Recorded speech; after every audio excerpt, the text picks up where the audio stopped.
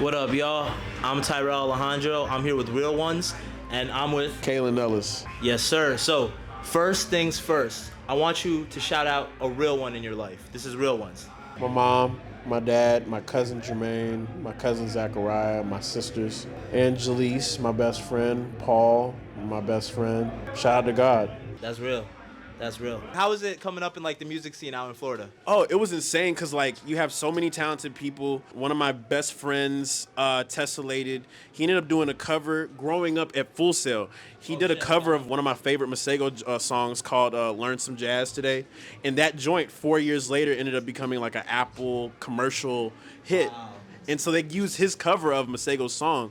And so a lot of people that I know are responsible for writing some of the biggest hits in music, and they're just in Orlando, and then everybody decided to move to LA. So the talent pool is just insane. I'm glad that I was able to be a part of it. Word. Now, I gotta ask you, what was it like working with Lupe Fiasco? Very random. I think during the pandemic, having a chance to be able to just, see him take one of my videos online and just kind of rap over it and put it on his page, and you see guys like Tyler, the Creator, like commenting on it. I'm like, what the heck?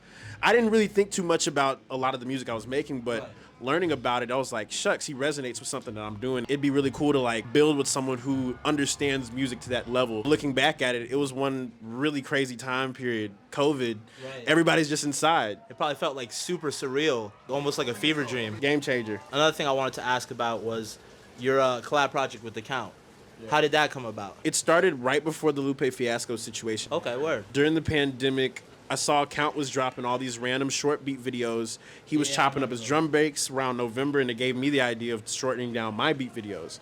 January hits, and I just made a simple video like, what's the time signature? It was just something simple, like I'm playing a 3/4 chord progression over some 4/4 drums, and I'll never forget the very next day, I retweeted it. And by the end of the day, it hit like 250,000 views. And it gave me the confidence to be like, hey, maybe I should just start playing keys over everything. And I didn't really have that much confidence in playing keys or instruments. But it made me think like, man, I think there's more that I can tap into, or there's more of my potential that I can reach. Count was like, hey, man, you want to make a video? And I'm like, yeah, sure. But he was like, you got to be quick, though. And I'm like, how quick? He was like, if I can send you something right now, can you send me something back in the next hour?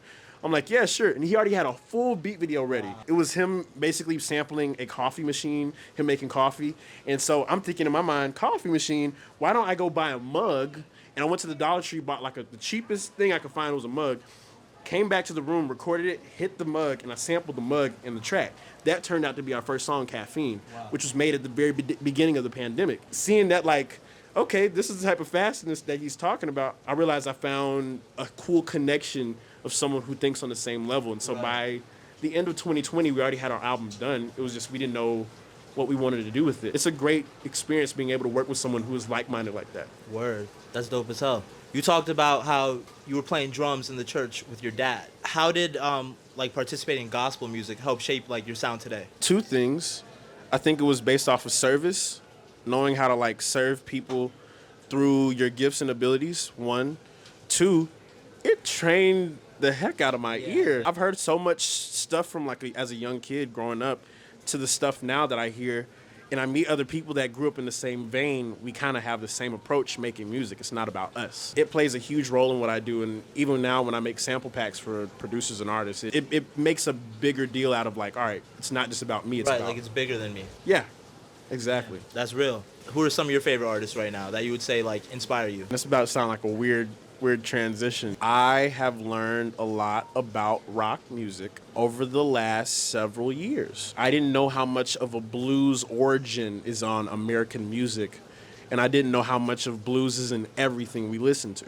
I remember with The Funk Will Prevail, I was understanding funk, but I didn't know what was before that. Diving deeper and back into like the musical context of history. Guys like Quincy Jones, Bruce Sweden, I used to have this huge obsession with French composers, Francois Desrobakes, Serge Gainsbourg, like guys from the 70s that were incorporating these like big theatrical orchestra things into jazz and funk. That's crazy. And so I was like, dang, all this connects to some degree. Everybody understands what they're doing to different levels. And so I go back to what I've always listened to, like those guys. But even lately, I discovered what Alice in Chains is. That's insane to me right now. A lot of like late 80s, early 90s, late 70s rock. You've been looking back Way to get back. inspiration from now, rather than look like at what's around you. Way back. Anything you want to tell the people? Any upcoming songs? Any words of wisdom you want to share with the fans out there? I hit a weird dry spell after the Funk Will Prevail. Yeah. Like, I couldn't make anything.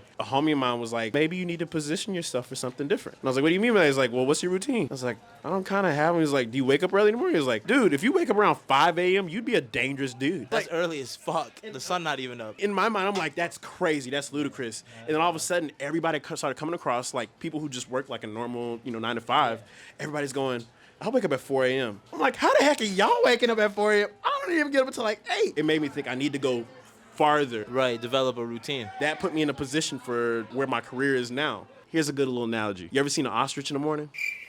Nah, I don't think I have. So if you ever go to Florida, look at what time an ostrich is like typically looking for food. Usually around 5 a.m., 6 a.m. The later you go on, you see the birds getting smaller. Bigger birds are up earlier to get the bigger worms. The smaller birds don't get those big worms like the bigger birds. That's just a little thing to think about. Thank you so much. I'm Tyrel Alejandro. This is Kaelin Ellis, and this has been Real Ones. Thank you, guys. Peace. Woo! Thank you, guys.